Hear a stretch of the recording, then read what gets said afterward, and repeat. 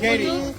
Happy birthday to you. Welcome back, everyone. This is the show where, celebrity news meets some serious late-night overthinking. And Zoey, this week's topic, it honestly feels like a movie pitch. Right. It really does. You've got politics, huge pop stardom, a bit of Paris, maybe even some unexpected romance. We are definitely talking about that rumored connection, the one between pop queen Katy Perry and Canada's former Prime Minister Justin Trudeau. Yeah, I mean, nothing quite says global affairs like linking the guy formerly leading a G7 nation with the singer of Firework. It's unexpected. Totally unexpected. And the moment that really just exploded online. Oh, the Paris photo. Exactly. The two of them spotted holding hands, leaving the Crazy Horse Cabaret in Paris. It was her 41st birthday.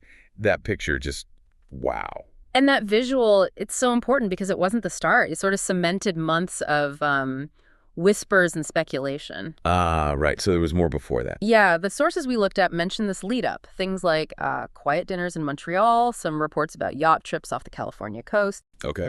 And apparently he was even seen at one of her big concerts. So this Paris thing, it definitely wasn't, a first date out of the blue. I think the reason everyone's so hooked on this, why it feels so, electrifying, it's the sheer contrast. It's just wild. Totally. You've got the pop star, huge energy, colors, theatricality, everything big. Yeah.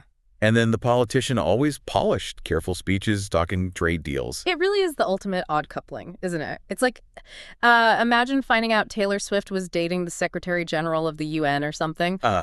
Okay. Yeah, that paints a picture. It just doesn't fit the usual celebrity dating patterns. It makes you stop and think, okay, what on earth do these two from such different worlds actually, talk about? Well, okay, let's dig into that, because I think to really get it, we have to look past the spectacle of it all. Right, the human side. Exactly. We're talking about two people who've lived these incredibly public lives, and both are dealing with huge recent personal changes, like earthquakes in their personal lives. That's absolutely central to this, I think. Yeah. You have Katy Perry coming off that very long, very public relationship with Orlando Bloom, and the former prime minister separated from his wife after, 18 years? Wow, yeah.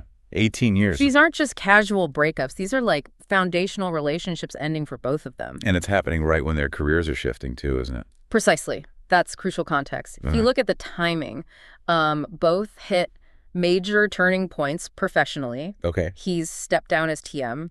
He's officially out of that intense day-to-day political pressure cooker. The world's demands on him just changed overnight. Right. The constant scrutiny dialing down. Maybe A bit, yeah.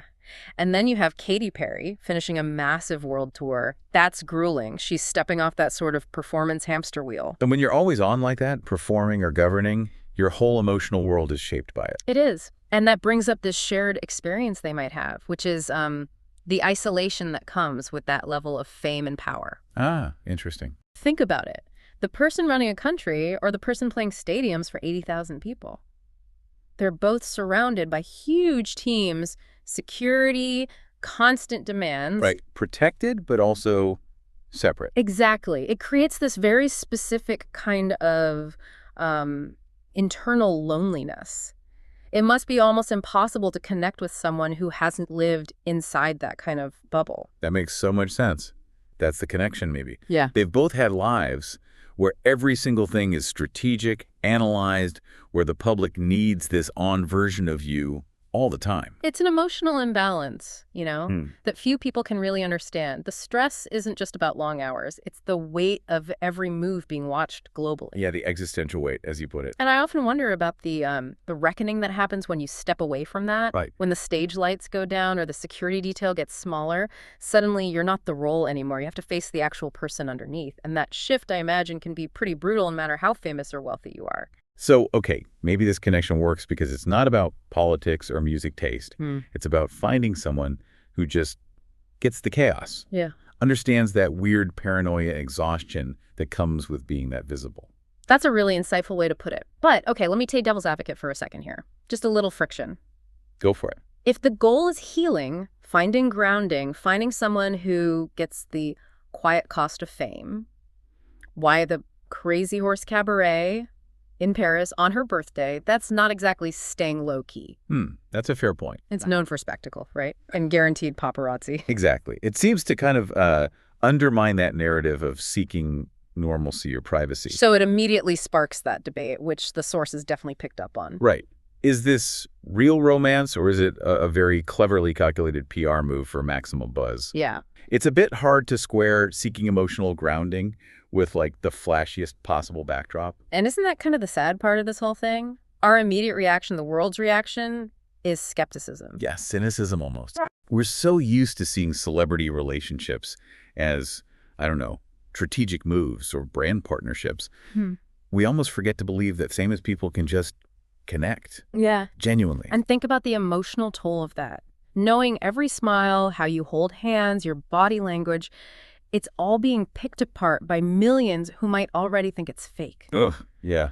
That's got to be exhausting, constantly performing your relationship for a doubting audience. It's like a double whammy, isn't it? You're trying to recover from a major breakup, and you're dealing with the whole world questioning if your new beginning is even real. That's immense pressure. It really is. But maybe, just maybe, their shared history actually prepares them for exactly this kind of scrutiny. How so? Well, one of them knows how to handle, an international media frenzy over a policy slip-up. Yeah. The other knows how to handle being torn apart online for wearing the wrong costume.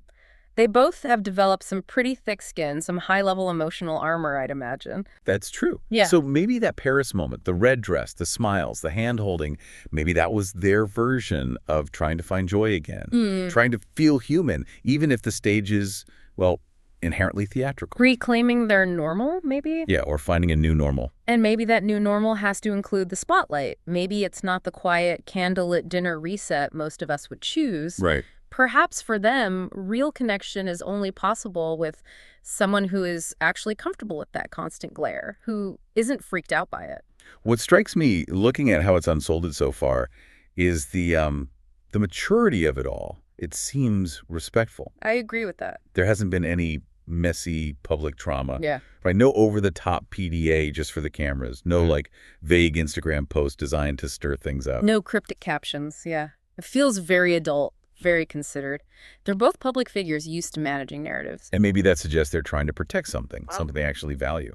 Could be. It does feel like they're navigating this early stage pretty carefully without turning it into, cheap clickbait. So if we tie this all together, the real story here, maybe it isn't the shock value or the gossip. Yeah. Maybe it's about two incredibly isolated people coming out of really tough relationship and career moments who found this, like, shared safe space based on understanding the unique pressure they've both lived under. That's a really compelling take. And the insight there, I think, is that healing, especially after intense public pressure, it looks different for everyone. Totally. For some people, sure, it's retreating, quiet reflection, getting away from the spotlight entirely. Right. But for others, maybe healing looks like having the courage to take someone's hand leaving the Crazy Horse Cabaret, knowing the whole world is watching and judging.